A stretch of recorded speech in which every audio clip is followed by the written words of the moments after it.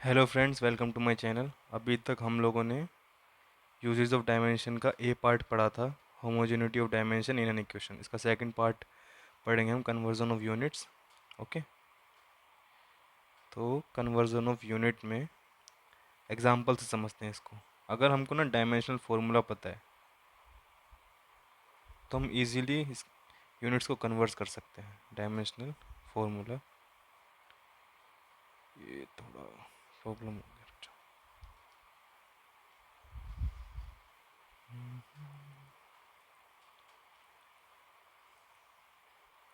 Okay, dimensional formula हम लोगों को अगर पता है तो हम यूनिट्स को आसानी से कन्वर्ट कर सकते हैं। प्रेशर को कंसीडर कर लेते हैं। प्रेशर क्या होता है हमारा? Force by area. ठीक है, इसका डायमेंशनल फार्मूला क्या होगा? फोर्स का होता है ml/t-2, एरिया का होगा L²। तो इसका डायमेंशनल फार्मूला क्या बनेगा? ml-1t-2। अगर हम लोगों ने मास को सपोज केजी में लिया हुआ है, लेंथ को लिया हुआ है हमने मीटर में, टाइम को हमने लिया है सेकंड में। ओके, तो जो प्रेशर का जो एसआई यूनिट है वो 1 पास्कल होती है। ठीक है, 1 पास्कल वो क्या होता है? Is equal to 1 kg into 1 metre raise to power -1 into second raise to power -2। Okay, अभी इस यूनिट को हमको कन्वर्ट करना है किसमें? मास हम लेंगे इस बार ग्राम में, एंड लेंथ हम लेंगे सेंटीमीटर में, टाइम हम लेंगे सेकंड में। ओके, तो इस यूनिट में जो प्रेशर का एसआई होता है वो होता है गोस, 1 गोस। ठीक है, ये क्या होता है? Equal 1 gram 1 centimetre inverse second raise to power -2। Okay, suppose किसी ने बोला कि मुझे जानना है कि एक 1 पास्कल में कितने गोस हैं, तो मैं कैसे निकालूंगा?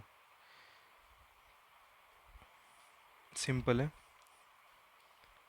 1 पास्कल डिवाइडेड बाय 1 गोस कितना है? Is equal to 1 kg। यही यही इधर लिखना है, 1 gram 1 centimetre raise to power -1 second raise to power -2। इसको सोल्व करेंगे तो क्या आएगा? 1 kg is equal to 1000 gram, gram से gram cancel, 10⁻³ 1 metre is equals to 100 centimetre, centimetre से centimetre cancel, 10⁻², raise to power -1, second से सेकंड कैंसिल। ठीक है, ये क्या है? 10। तो इसका मतलब है कि 1 पास्कल में 10 गोस होते हैं। ठीक है, तो हम लोग जो है डायमेंशंस को कन्वर्जन ऑफ यूनिट्स में भी यूज़ कर सकते हैं। ठीक है, इस पूरे एग्जांपल को इसलिए ही समझाया गया। ठीक है, एक और चीज़ यहाँ से जान लेते हैं, ये जो है इसको कहते हैं हम MKS unit, MKS unit. Okay, और जो ये सिस्टम है इसको हम कहते हैं CGS यूनिट। अभी इसका नेक्स्ट पार्ट लेते हैं, सी पार्ट। और क्या यूजेस ऑफ डायमेंशन है? That is deducing relation among the physical quantities।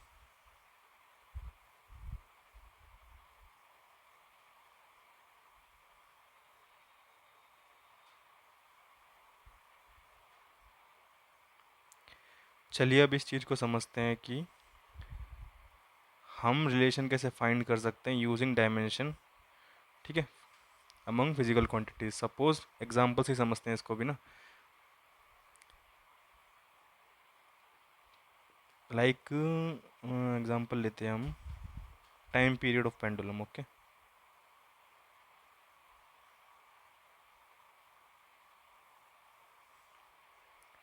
अभी मुझे पता है पेंडुलम कैसा होता है। इसको एक इमेजिन कर लेते हैं, इस टाइप से कोई पेंडुलम है, ऑस्किलेट कर रहा है, इसकी कुछ लेंथ होगी, कुछ मास होगा इसका, और ग्रेविटी के अंडर ये काम कर रहा है। तो मुझे पता है कि टाइम पीरियड जो है किस किस पे डिपेंड होगा। लेंथ पर हो सकता है, ठीक है, मास पर हो सकता है, एंड ग्रेविटी पर हो सकता है। अभी ये तीन पैरामीटर लेके चलते हैं हम लोग ना। Suppose L raise to power A पर डिपेंड है, एम की बी, एंड ग्रेविटी सी, ठीक है। डायमेंशन प्रोपोर्शनल का साइन हटाएंगे तो क्या आएगा, कांस्टेंट। ओके, अब हम डायमेंशन यूज़ करते हैं, ठीक है। यहाँ पे हमें डायमेंशन यूज़ करना है। टाइम की डायमेंशन की होती है, लेफ्ट हैंड साइड लेके चलते हैं। टाइम की डायमेंशन होती है हमारी सेकंड। Okay, so T. और राइट हैंड साइड लेके चलेंगे तो के कांस्टेंट है, कोई डायमेंशन नहीं। एल की dimension A, M mass M, gravity क्या है, एक्सेलरेशन ड्यू टू ग्रेविटी, इसकी क्या होती है, L T minus two raise to power C. तो एल एच एस और आर एच एस की डायमेंशन सेम होनी चाहिए अगर फॉर्मूला करेक्ट है तो। इसका मतलब क्या है, पहले इसको अलग अलग कर लेते हैं, ठीक है।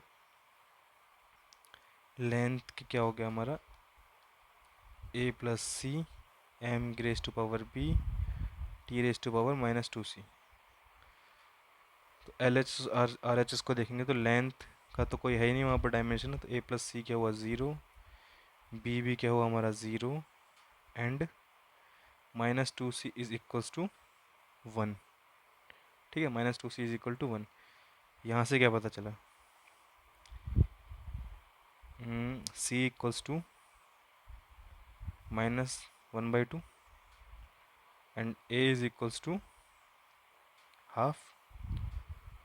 ये वैल्यूज पुट कर देते हैं हम वापस इस फॉर्मूले में। क्या आएगा, T is equals to K L raise to power A that is half, M raise to power B that is zero, and G raise to power C that is minus half. क्या बना formula, K under root L by G, ठीक है। इस तरीके से हमने जो है डायमेंशंस का यूज़ करके डिड्यूस किया relation among physical quantities, that is time period of pendulum.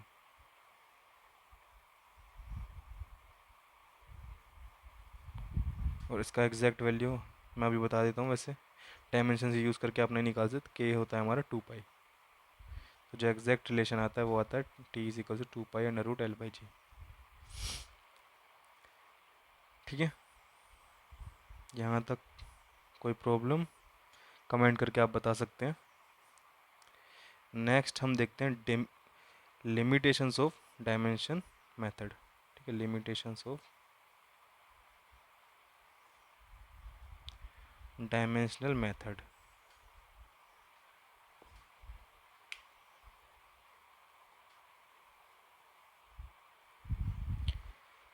ठीक है, अभी तक हमने ना यूजेस देखे थे डायमेंशन के यूज़ क्या हैं, इसकी कुछ लिमिटेशंस भी है। First of all, we have to know the quantities on which a particular physical quantity depends.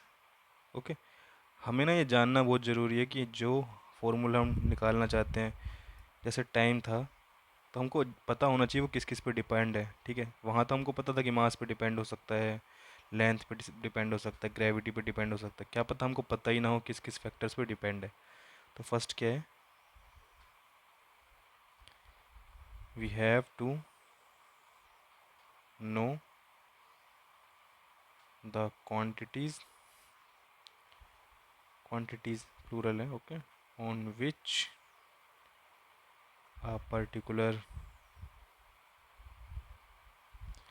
physical quantity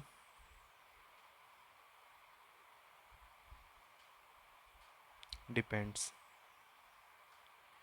Even then the methods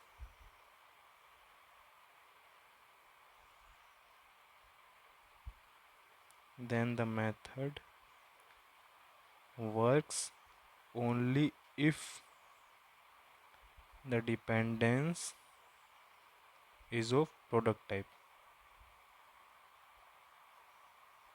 ठीक है, ये तो पता ही होना चाहिए कि वो फिजिकल क्वांटिटी किस किस फैक्टर पे डिपेंड कर रही है, यहाँ तक कि ये मेथड सिर्फ तभी वर्क करेगा जब वो डिपेंडेंस क्या है, प्रोडक्ट टाइप का है। ठीक है, जैसे टाइम में था प्रोडक्ट टाइप का था, लाइक एक फॉर्मूला होता है distance travelled by particle U T X is equal to U T plus half A T square. तो आप इसको डिराइव नहीं कर सकते, रिड्यूस नहीं कर सकते रिलेशन को using dimensional analysis. Okay, second,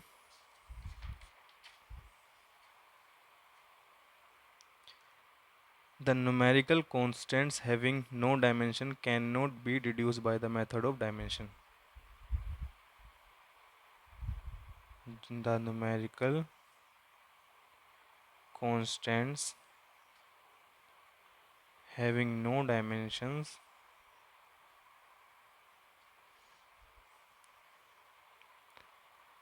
cannot be reduced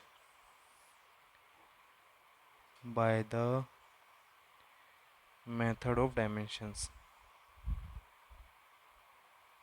ठीक है, जो न्यूमेरिकल कांस्टेंट इन्वॉल्व था वो आप नहीं निकाल सकते using the method of dimension. जैसे कि हमने अभी पूरा ऊपर एग्जांपल में देखा था कि जो टी था वो डिपेंड कुछ ऐसा आया था, तो आप डायमेंशन के हेल्प से इस के की वैल्यू नहीं निकाल सकते। ठीक है, थर्ड देखते हैं, द मेथड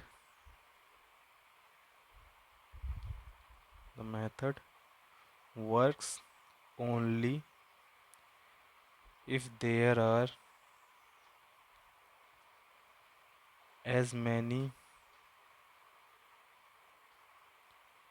equations available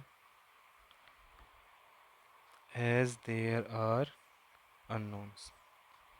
ठीक है, ये तो मैथमेटिक्स का फंडामेंटल है कि जितनी नंबर ऑफ इक्वेशन है, जितने नंबर ऑफ वेरिएबल मुझे फाइंड करने उतनी नंबर ऑफ मेरे को इंडिपेंडेंट इक्वेशंस चाहिए। ओके, ये आप मैथमेटिक्स में भी पढ़ोगे, मैट्रिक्स में पढ़ोगे शायद ये। ओके, तो मैथमेटिक्स का फंडामेंटल है। नेक्स्ट हम पढ़ते हैं, अब नेक्स्ट टॉपिक पे पढ़ते हैं, that is order of magnitude.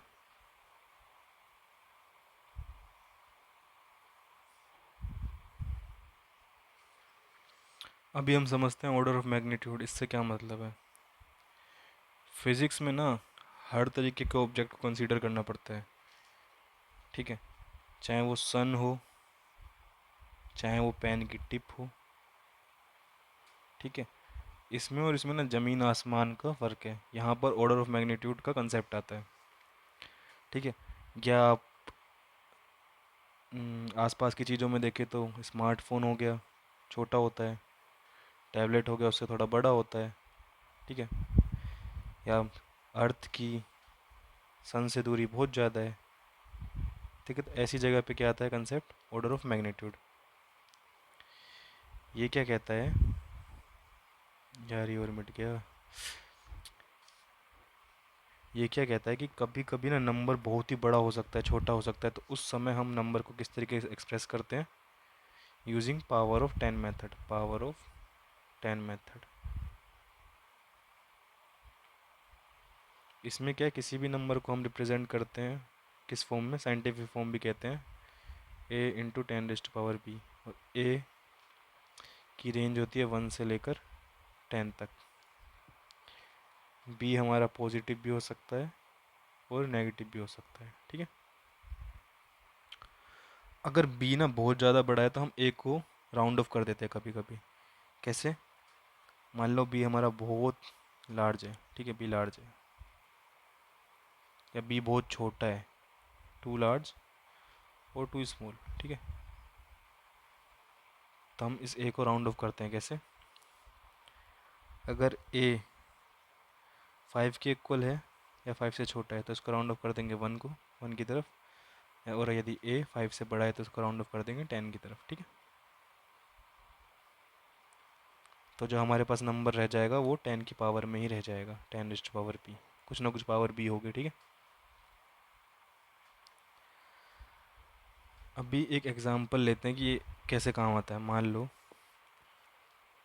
हमारे पास एक सर्कुलर फील्ड है, ठीक है, उसकी रेडियस मेरे को है 800 मीटर। तो इसका एरिया क्या होगा? एरिया होगा मेरा pi R square, pi into 800 square. Calculate करोगे क्या आएगा? 10⁶ कुछ आएगा, ठीक है, मीटर स्क्वायर। कैलकुलेट करके देख लेना, यही इसी ऑर्डर में आएगा, ठीक है। मैंने यहाँ पे राउंड ऑफ करके जो ए है उसको निगलेक्ट कर दिया, ठीक है। अभी हम मान लेते हैं कि मेरे को जानना है कि कितने पर्सन यहाँ पर आ सकते हैं इस फील्ड में। तो सपोज़ एज्यूम करते हैं कि पर्सन जो है, एक पर्सन जो है वो कितना एरिया लेता है मेरा? 10⁻⁻1 मीटर स्क्वायर, इतना एरिया लेता है, ठीक है। तो कितने नंबर ऑफ पर्सन जो है इसमें आ सकते हैं? एरिया बाय इस फील्ड का एरिया बाय पर्सन का एरिया, ठीक है, field area by person area, ठीक है। ये भी मैंने क्या किया? ए को निगलेक्ट कर दिया है ना, ठीक है, यहाँ पर भी। तो यहाँ से क्या आएगा? 10⁶ बाई 10⁻⁻1 इज इक्वल टू 10⁻7। तो इस ऑर्डर ऑफ मैग्नीट्यूड के नंबर या पर्सन्स आ सकते हैं मेरे फील्ड में, ठीक है। ऑर्डर ऑफ मैग्नीट्यूड से समझ आ गया कि कभी कभी कोई चीज़ बहुत बड़ी होती है फिजिक्स में, उसको भी डील करना होता है, कभी बहुत छोटी होती है लाइक इलेक्ट्रॉन, ठीक है, तो इनसे भी डील होना होता है। तो हमें ऑर्डर ऑफ मैग्नीट्यूड ये सब आना चाहिए, साइंटिफिक नोटेशन हमको पता होनी चाहिए, कैसे हम उसको रिप्रेजेंट करते हैं, हम कैसे उसको अप्रोक्सीमेट करते हैं, ये सब फिजिक्स में हमको आना चाहिए कैलकुलेशन ईजी करने के लिए, ठीक है। अभी नेक्स्ट चीज़ पढ़ते हैं, that is last topic of this chapter, that is the structure of the world. ये चैप्टर ना इतना खास नहीं है, अगर एग्जाम पॉइंट ऑफ व्यू से देखोगे तो ये चैप्टर ज़्यादा खास नहीं है, क्योंकि इससे क्वेश्चन नहीं आते, एक आध क्वेश्चन आता है, इसलिए मैंने इस पे मतलब ऐसे डीप में नहीं गया किसी टॉपिक में। लेकिन आगे जो चैप्टर्स आएंगे ना, जो जो इम्पोर्टेंट है, उन टॉपिक में मैं डीप में जाऊँगा। ये फिलहाल ऊपर से समझ लो फिजिक्स होती क्या है ना, कैसे हम यूज़ करते हैं, जैसे डायमेंशन हो गया, ये आप आगे भी वैसे भी जान सकते हो, छोटी क्लासेस में भी पढ़ा होगा, लेकिन इतना यूज़ नहीं है इस चैप्टर का। तो अभी हम पढ़ते हैं द स्ट्रक्चर ऑफ वर्ल्ड। चलो अब देखते हैं ना, स्ट्रक्चर ऑफ वर्ल्ड को देखते हैं। स्टार्टिंग में बहुत जब साइंटिस्ट ने सोचना स्टार्ट किया कि वर्ल्ड बना कैसे है या हम लोग किस चीज़ से बने हैं, तो उन्होंने डिड्यूस किया यार हम ना बहुत छोटे पार्टिकल से मिल मिल कर बने हैं, ठीक है। स्टार्टिंग में कुछ ऐसा ही था, किसी ने सोचा कि हम बहुत ही छोटे छोटे पार्टिकल से मिल मिल कर बने हैं, ठीक है। एक इंडियन फिलोसफर थे, कन्नडी इंडियन फिलोसफर थे एक,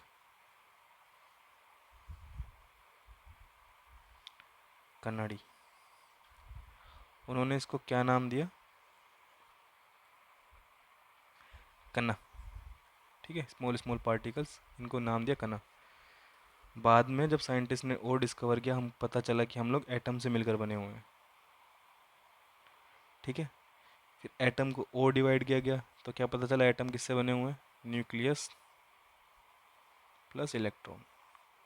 बाद में पता चला न्यूक्लियस भी किस किस से बना हुआ है? Proton plus neutron. तो ये डिस्कवरी ना बहुत टाइम, न्यूट्रॉन को ढूंढने में तो बहुत टाइम लगा है, ठीक है। इसको हम जब पढ़ेंगे ना एटम्स मॉलिक्यूल्स इन सब चैप्टर्स में, तब हम देखेंगे न्यूट्रॉन को ढूंढने में बहुत टाइम लगा है। इन सब से मिल के बने हैं। बाद में पता चला प्रोटॉन, इलेक्ट्रॉन और न्यूट्रॉन भी किससे बन के बने? क्वार्क। फिर आगे अभी भी कुछ डिस्कवरी चल रही है, कहते हैं स्ट्रिंग से बने हुए, सब चीज़ें स्ट्रिंग से बनी हुई हैं, ठीक है, वाइब्रेशन से बनी हुई है। तो ये सब है स्ट्रक्चर ऑफ वर्ल्ड ना।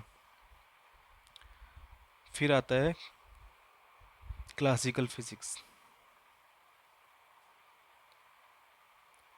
तो जो भी हम आसपास देख रहे हैं ना, जो भी हम मैक्रोस्कोपिक पार्टिकल देख सकते हैं या नहीं भी देख सकते, तो वहाँ पर पहले जब स्टार्टिंग हुई तो क्लासिकल फिजिक्स की स्टार्ट हुई। ठीक है, तो एक ऑर्डर ऑफ मैग्नीट्यूड तक की साइज़ अगर इस रेंज में है, तब जो है हमारी क्लासिकल फिजिक्स वैलिड होती है।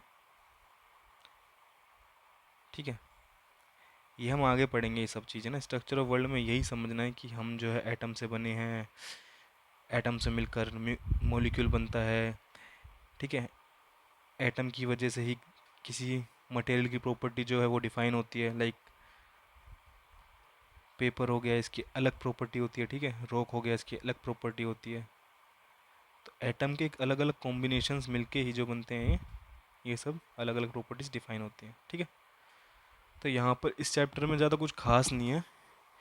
हम अब नेक्स्ट चैप्टर स्टार्ट करेंगे नेक्स्ट वीडियो में, डेट इज़ क्या है, फिजिक्स एंड मैथमेटिक्स। ठीक है, चैप्टर 2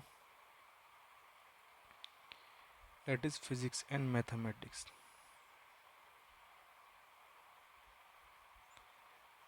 इसमें ना हम मैथमेटिक्स को समझेंगे, जो भी हम आगे फिजिक्स में फॉर्मूले पढ़ेंगे या फिर पढ़ने जाएं। ठीक है, डिड्यूस करेंगे, डिराइव करेंगे, उसमें क्या क्या मैथमेटिक्स आएगी, यूज़ आएगी। लाइक वेक्टर आएगा जो शायद अभी आपने ना पढ़ा हो, डिफरेंशिएशन, इंटीग्रेशन। ठीक है, तो ये सब चीज़ें हम देखेंगे कैसे काम करती है, और आगे उसके आगे हम मेन फिजिक्स पर आएंगे इसके बाद चैप्टर 3 से।